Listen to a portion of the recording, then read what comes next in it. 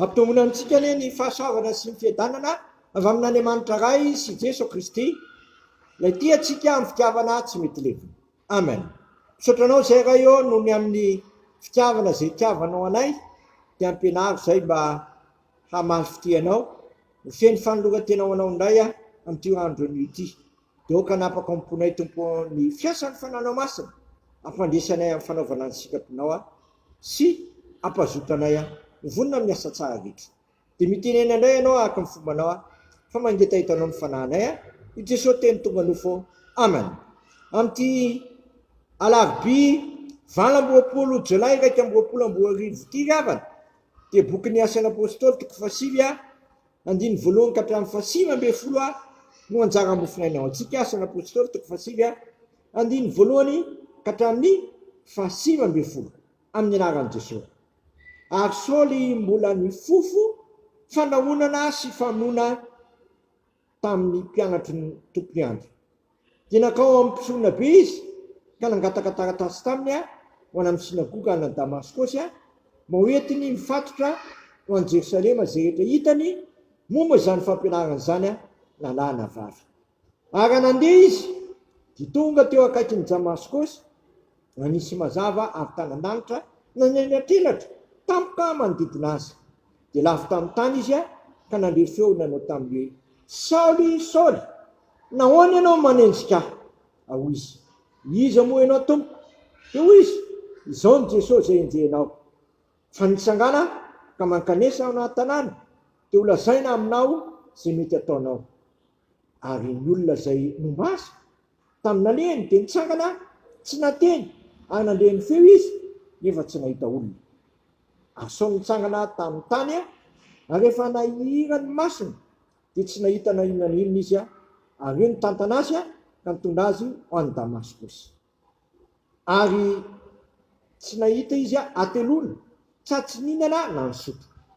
Ary misy mpianatra anankiray tany Damaskosy atao hoe Ananiasy, hoy ny tompo tamin'ny fahitany, ry Ananiasy, dia hoy izy, ity aho tompo.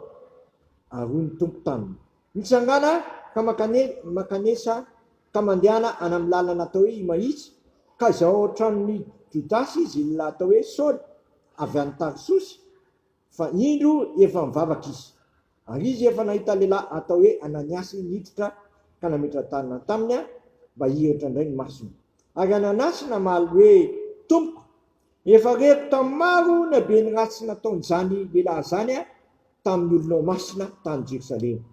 Ary manana fahefana ty koa avy tamin'ny mpisorona be izy hamatotra izay rehetra miantso ny anaranao. Zao ny tompo taminy, mandehana fa fanaka voafidy izy ny fitondrana ny anarako enatreny Jetilisa sy ny mpanjaka ary ny zanak'Israely.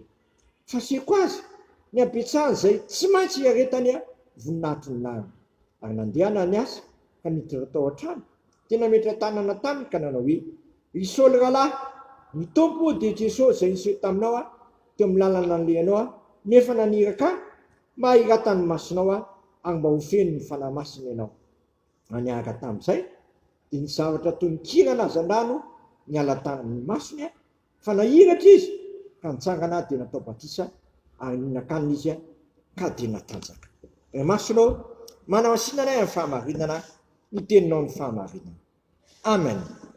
Eto amin'ity lahatsoratra masina ity dia ny fomba nitsoin'Andriamanitra any Saoly tonga kristianina ka nazo anarana vaovao hoe Paoly. Eto dia zao ny voalaza tonga tao amin'ny Ananiasy, ary rehefa tonga tao amin'ny Ananiasy dia zao ny teniny, ry Saoly rahalahy ny tompo, ry Saoly rahalahy, ny tompo dia Jesosy niseho taminao teo amin'ny lalana nalehanao no efa naniraka mba hiratany masonao ary mba ho feno ny fanahy masina ianao. Mba hiratany masonao dia mba ho feno ny fanahy masina ianao. Zava-dehibe ry havana ny nampahiratana ny mason'ny Saoly tonga Paoly satria nandritry ny 3 andro izy tsy nahita, tsy ninakanina, tahaka ny maty, kanefa nampahiratana Andriamanitra ny masony dia sady feno fanahy masina dia lasa tonga fanaka voafity fitondrana ny anaran'Andriamanitra.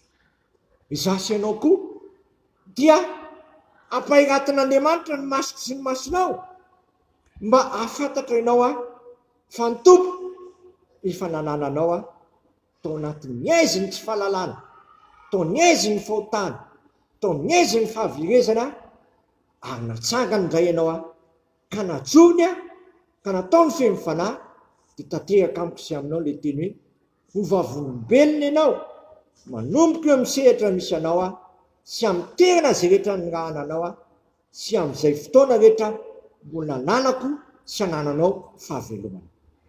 Mba samy hitalao zasy ianao mba ho ampahiratin'ny Tompo ny masontsika dia hiala amin'ny ratsy fanaontsika isika ary ajoro isika satria feno fanahy masina amin'ny zavatra ataontsika rehetra ry havana dia mila mangataka amin'Andriamanitra mba hampahiratin'Andriamanitra amin'ny masontsika ka ialantsika amin'ny ratsy fanaontsika, hanenenantsika ny lalan-diso nataontsika fa mandrotsika kosa amin'ny fiainam-baovao ary angatasika amin'Andriamanitra mba ho feno ny fanahy masina zasy ianao ka hery amin'ny asa tsara sy ny teny tsara rehetra ka tsy ravoravo tanana ny amin'ny fahasiranana sy ny olona samihafa misy aty amin'izao tontolo izao ity fa mba ho feno fanoloran-tena ka atsiaro indray fa tsy men'Andriamanitra fanahy osika fa fanahy mahery ka tsy menatra ny voavelom-belon'ny tompontsika amin'ny sehatra rehetra ananantsika ndraikitra dia ho vonona amin'ny asa tsara rehetra sy teny tsara rehetra ka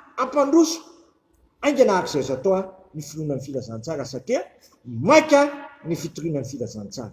Teo amiko sy aminao ane izany fampahiratana ny masontsika sy masonao zany ary anaiky zasy ianao samy fenon'Andriamanitra ho fanahy masina ka tsy menatra ny voavolom-belon'ny Tompo satria tsy omeny fanahy osa fa fanahy mahery sy fitiavana amin'ny fahanoloana-teny. Amen. Misotranao izay raha eo izany fampianarana lehibe azonay tamin'ny Saoly tonga Paoly zany satria nampahiratinao ny masony na dia efa tahaka ny maty azy izy dia novelominao indray ny ainy ka najoronao sady nofenonao amin'ny fanana masina. Ataovy tahaka izany koa izay olonao manao izao fahaseranana tsy mitratro zao ady atrehanao aten'ity zao tontolo zao ity ka mahatonga anao hikenena hanao ny sitraponao sy vonona amin'ny asa tsara rehetra ka sahiteny hoe ity aho irao aho ka tsy menatra ny vavolombelonao amin'ny sehatra rehetra misy anay tsirairay avy dia atanjao ny fofo sy ny fanahinay Tompo mba ho vavolombelona ho vonona amin'ny asa tsara rehetra sy ny teny tsara rehetra tokoa ambara-piavinao eny amin'ny rano dia sitrakai ny ary vavaka hoe ainay zay ny an-danitra ao masina ane ny naranao mitonga ane ny fanjakanao ataony eny sitraponao ity atany tahaka ny an-danitra menao niny anina sahazo anay ary mamelany elokay tahaka namelanay zay meloka taminay aiza mitondra anay amin'ny fakapanahy fa manafanay amin'ny ratsy fanao amin'ny fanjakana sy ny hery ary voninahitra manak'izay. Amen.